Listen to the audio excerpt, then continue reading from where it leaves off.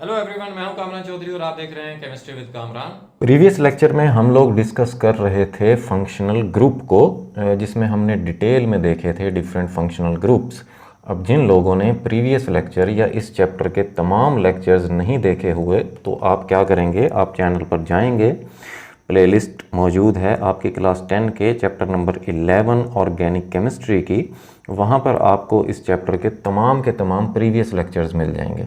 ठीक है, आज के लेक्चर में हम लोग बेसिकली बात करने जा रहे हैं टेस्ट्स फॉर फंक्शनल ग्रुप्स, जिसमें हम लोग बेसिकली करेंगे क्या, हम लोग कुछ टेस्ट्स परफॉर्म करके बेसिकली आप फंक्शनल ग्रुप आइडेंटिफाई कर लेंगे। मींस के ऑर्गेनिक कंपाउंड अगर आपको कोई भी प्रोवाइड कर दिया जाए तो आप कुछ छोटे छोटे टेस्ट्स परफॉर्म करके आप उन ऑर्गेनिक कंपाउंड्स की जो फैमिलीज़ हैं उनको आप आइडेंटिफाई कर सकते हैं कि ये ऑर्गेनिक कंपाउंड जो है ये किस ऑर्गेनिक कंपाउंड की फैमिली से बिलोंग करता है बेसिकली।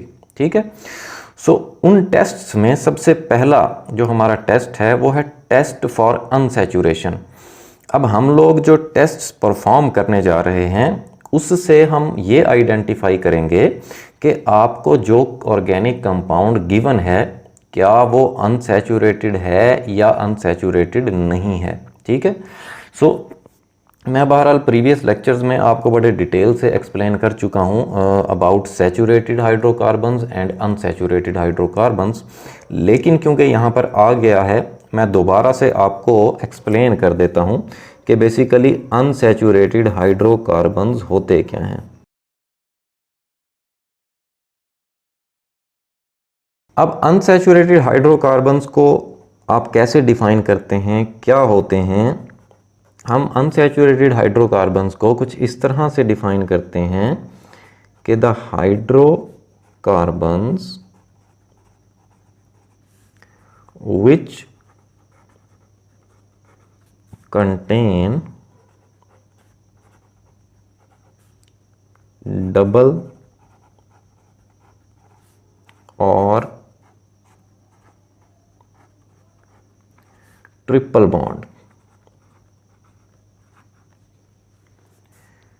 बिटवीन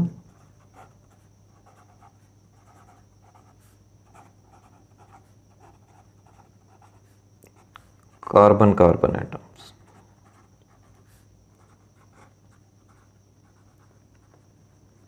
ठीक है जी, सो अनसैचुरेटेड हाइड्रोकार्बन्स को आप किस तरह से डिफाइन करते हैं कि वो हाइड्रोकार्बन्स जिनमें डबल या ट्रिपल बॉन्ड अवेलेबल होता है कार्बन कार्बन एटम्स के दरमियान। मींस के दो कार्बन एटम्स के दरमियान अगर तो डबल या ट्रिपल बॉन्ड अवेलेबल होता है सो उनको हम लोग क्या बोलते हैं, अनसैचुरेटेड हाइड्रोकार्बन्स बोलते हैं। अब याद रखें कि मैं यहाँ पर वर्ड यूज़ कर रहा हूँ हाइड्रोकार्बन्स। ठीक है, हाइड्रोकार्बन्स ऐसे कंपाउंड्स होते हैं जो कि जस्ट कार्बन और हाइड्रोजन कंटेन करते हैं। अगर कार्बन और हाइड्रोजन के अलावा कोई और एलिमेंट आ गया जैसे ऑक्सीजन, नाइट्रोजन, सल्फर, फास्फोरस या हेलोजन्स जिसमें फ्लोरीन, क्लोरीन, ब्रोमीन, आयोडीन और एस्टाटीन आ जाते हैं, अगर इनमें से कोई कार्बन और हाइड्रोजन के अलावा एलिमेंट आ जाता है तो उन्हें हम बोलते हैं हाइड्रोकार्बन्स के डेरिवेटिव्स। मीन्स के उनको आप लोग हाइड्रोकार्बन नहीं बोलोगे, उनको आप ऑर्गेनिक कंपाउंड बोलोगे। ठीक है, अब हाइड्रोकार्बन्स की आपको डेफिनेशन क्लियर हो गई होगी, मैं इसकी एक एक आपको एग्जाम्पल भी दे देता हूँ। अब देखें, हाइड्रोकार्बन्स या अनसैचुरेटेड हाइड्रोकार्बन्स आप बोलते हैं अल्कीन्स एंड अल्काइंस को। ठीक है, ये अल्कीन्स और अल्काइंस जो हैं हम लोग इस चैप्टर में प्रीवियस लेक्चर्स में बहुत डिटेल से डिस्कस कर चुके हैं। ठीक है, थोड़ा सा रिवाइज करवा देता हूँ कि अल्कीन्स वो हाइड्रोकार्बन्स होते हैं जिनमें कार्बन कार्बन के दरमियान एटलीस्ट एक जगह पर डबल बॉन्ड अवेलेबल होता है। ठीक है, और अल्काइंस ऐसे हाइड्रोकार्बन्स होते हैं जिनमें कार्बन कार्बन के दरमियान एटलीस्ट एक जगह पर ट्रिपल बॉन्ड अवेलेबल होता है। ठीक है, फॉर एग्जांपल किसी हम अल्कीन की एग्जांपल लेते हैं जैसे इथीन।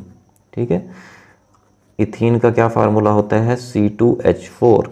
तो यहाँ पर आप देख रहे हैं दो कार्बन्स के दरमियान डबल बॉन्ड है। ठीक है, और दो कार्बन वाले अल्कीन को हम लोग क्या नाम देते हैं, इथीन का नाम देते हैं। ठीक है, इसी तरह से अगर हम अल्काइन की एग्जांपल देख लें इथाइन की, सो यहाँ पर कार्बन कार्बन के दरमियान क्या आ गया, ट्रिपल बॉन्ड आ गया। सो 2 कार्बन वाली एल्काइन को आप क्या बोलते हैं, इथाइन बोलते हैं।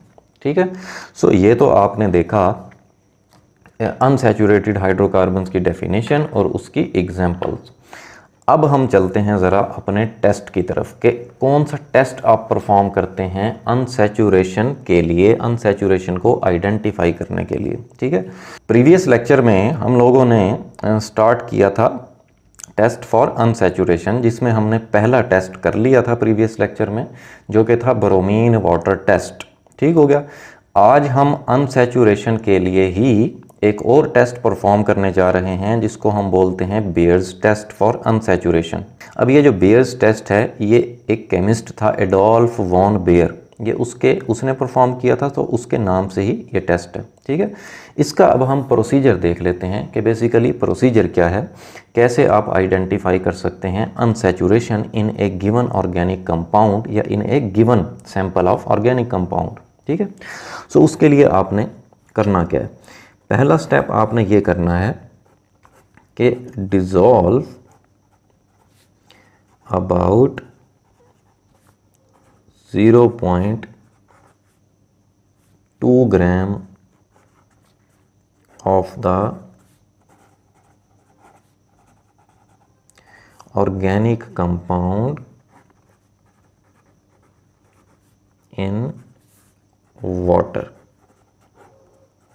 पहला काम हमने क्या किया कि जिस ऑर्गेनिक कंपाउंड के अंदर हमने अनसैचुरेशन आइडेंटिफाई करनी है, उस ऑर्गेनिक कंपाउंड का आपने मैस कितना लेना है, 0.2 ग्राम। ठीक है, उसको वाटर में डिज़ोल्व कर देना है। ठीक है, उसके बाद क्या करना है, उसके बाद आप करेंगे add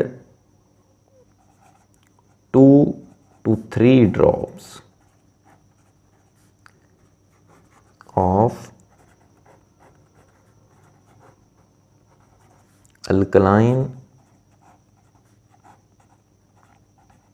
solution of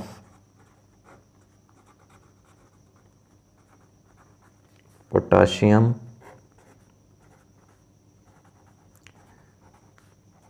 permanganate. Potassium permanganate का क्या फार्मूला होता है, KMnO4। ठीक है, और ये आपकी इंफॉर्मेशन के लिए बता रहा हूँ, इसका जो कलर होता है वो पिंक होता है। ठीक है, फिर क्या करना है, आपने उसको शेक करना है, हिलाना है। ठीक है, दोबारा से देख लें कि जिस ऑर्गेनिक कंपाउंड का सैंपल आपको प्रोवाइड कर दिया गया है कि जी आइडेंटिफाई करें कि ये अनसैचुरेटेड ऑर्गेनिक कंपाउंड या अनसैचुरेटेड हाइड्रोकार्बन है या नहीं है, सो उसको आइडेंटिफाई करने के लिए सबसे पहले आपने ये करना है कि 0.2 ग्राम लेना है उस ऑर्गेनिक कंपाउंड का मैस और उसको आपने वाटर में डिज़ोल्व कर देना है। ठीक है, अब एक सोल्यूशन बन गया।